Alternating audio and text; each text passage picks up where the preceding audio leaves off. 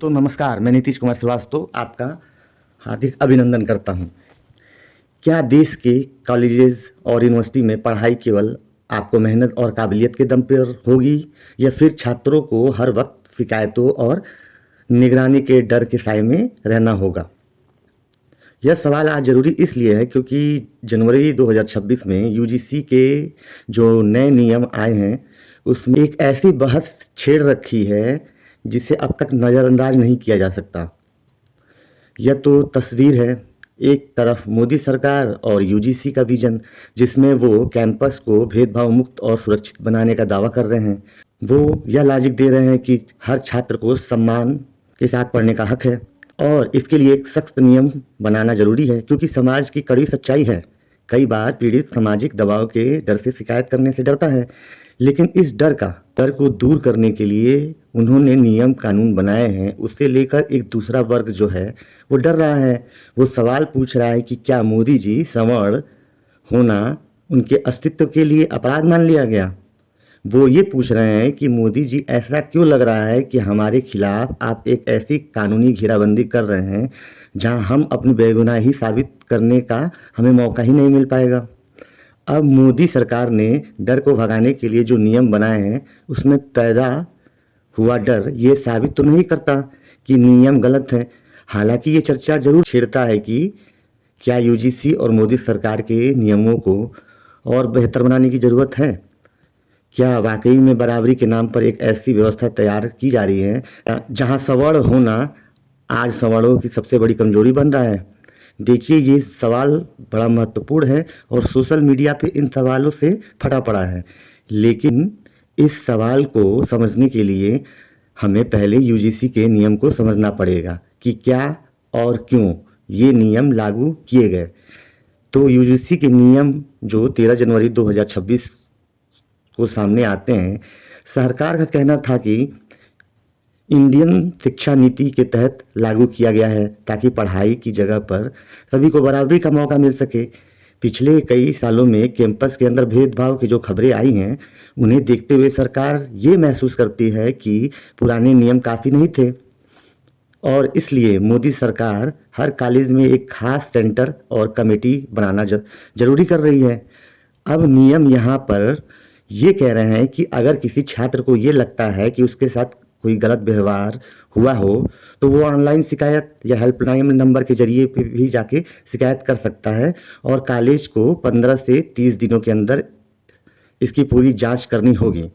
कुल मिलाकर कहें तो सरकार की नीयत यहाँ पे यह स्पष्ट तौर पे देखी जा सकती है कि ऐसा सिस्टम बनाया जाए जहाँ पिछड़े छात्र जो हैं असुरक्षा महसूस ना करें, लेकिन उनके पिछड़े छात्रों को लेकर जो उनकी नीति है, इसी के आड़ में सामान्य वर्ग जो हैं वो अपने लिए गहरी चिंता जाहिर कर रहे हैं। इस पूरे विवाद में सबसे बड़ी वजह है जो बदलाव है जिससे पुराने नियमों की तुलना में काफ़ी बदला गया है। साल 2012 के पुराने नियमों में एक प्रावधान था कि अगर कोई व्यक्ति जानबूझकर किसी पर भेदभाव का झूठा आरोप लगाता है तो उसकी शिकायत करने वाले को भी सज़ा दी जाती थी। अब यह एक तरीके का सुरक्षा कवच था ताकि जो नियम बनाए गए हैं उनका गलत इस्तेमाल ना किया जाए। लेकिन सवर्णों का जो डर है वो इसी बात को लेकर है क्योंकि 2026 के नए नियम में इस सुरक्षा कवच को हटा दिया गया है। जानकारों का कहना है कि सरकार ने शायद ऐसा इसलिए किया ताकि असली पीड़ित रिपोर्ट करने से डरे ना, क्योंकि कई बार सजा के नाम पे लोग सच नहीं बोल पाते। लेकिन सवर्ण छात्र जो हैं उनका डर यह है कि जब शिकायत करने वालों को पता है कि अगर उसका झूठ पकड़ा भी गया तो उसका कुछ नहीं बिगड़ेगा। फिर क्या यहाँ सवर्णों के खिलाफ हथियार के तौर पर इस्तेमाल नहीं किया जा रहा है?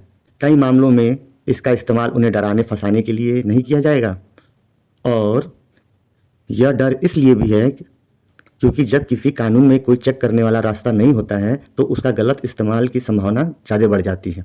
और इसीलिए सवर्ण कह रहे हैं कि क्या सवर्ण होना आज के दौर में सबसे बड़ा अपराध है।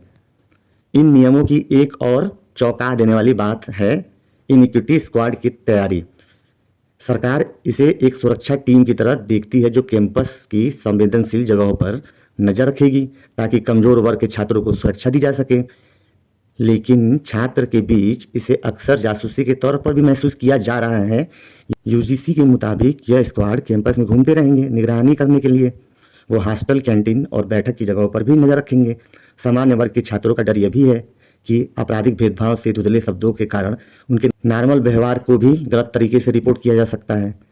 अब कल्पना कीजिए कि ऐसी क्लास की जहां एक टीचर किसी छात्र को उसके पढ़ाई की कमी के लिए टोकने से पहले 10 बार सोचे कि कहीं ऐसा ना हो कि शारीरिक अपमान का विषय बन जाए।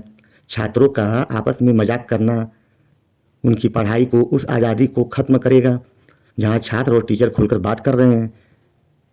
लेकिन नियम का एक और गहरा पक्ष है कि कॉलेज प्रशासन पर भी दबाव हो सकता है। यूजीसी ने साफ साफ कहा है कि अगर किसी कॉलेज में शिकायत का निपटारा सही से नहीं किया गया हो तो इस कॉलेजों को फंडिंग करना रोक देंगे, उनकी मान्यता तक को भी रद्द किया जा सकता है। अब इसका नतीजा क्या होगा? इसका नतीजा यह हो सकता है कि कॉलेज का प्रिंसिपल या मैनेजमेंट अपनी कुर्सी और फंड बचाने के लिए कड़ी कार्रवाई करेगा।